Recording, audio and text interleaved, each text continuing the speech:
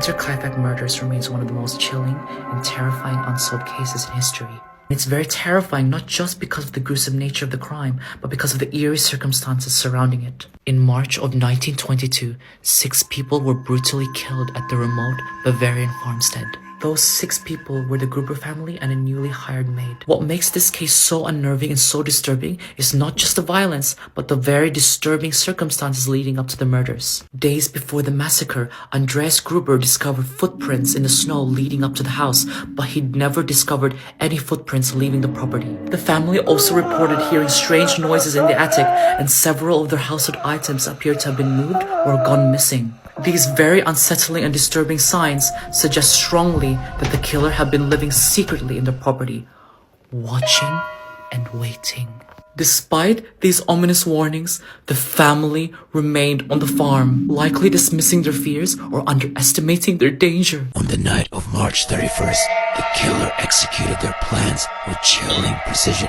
Evidence suggests that the victims were lured into the barn one by one, possibly under false pretenses. Each person was bludgeoned to death with a mattock, which is a very heavy farming tool. After already killing 4 of them, the perpetrator then moved into the house where they killed Maria and 2-year-old Joseph. Their brutality was staggering. Some of the victims suffered multiple blows, including young Cecilia, who reportedly teared her own hair out of terror before succumbing to her injuries. What's also so distressing is that the killer stayed in the farm for multiple days after the murder. Neighbors noticed smoke coming from the chimney, meaning to say that the murderer were calmly using the family's fireplace. The animals were fed and the meals were prepped as if nothing had happened. This calculated behavior indicates a level of composure as well as familiarity with the property. This fuels theories and suspicion that the perpetrator might have been a neighbor or someone who was closely connected to the family. The HINTERKAIFECK murders should always serve as a chilling lessons about personal safety and awareness. The Grubers ignored multiple warning signs. Footprints leading to the house with no footprints leaving the property, attic noises and strange disturbances should have been more than enough.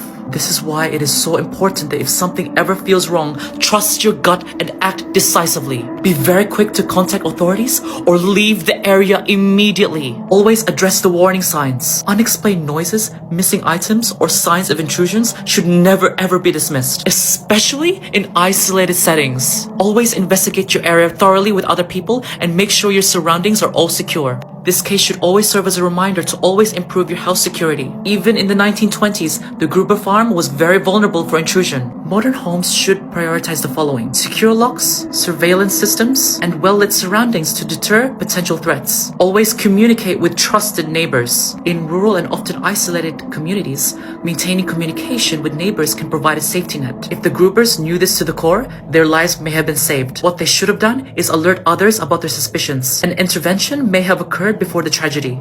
And finally, the HINTERKAIFECK murders should always serve as a reminder to always act on suspicious behavior. Many theories speculate that someone close to the family actually murdered them, and the worst part about it is that there's even speculations that to this day, the local authorities know who probably did it, but they refuse to release the information to spare the reputation of living descendants, meaning to say that the killer may never ever be known. The HINTERKAIFECK murders leaves us with an enduring sense of vulnerability. The idea of an intruder living in your home and observing your routines is profoundly unsettling. It should always serve as a reminder that safety should never ever be taken for granted, especially in remote and secluded locations. This case isn't just a grim historical curiosity, it's a cold and terrifying reminder that evil often strikes when we feel most secure. May God bless and protect you and stay safe.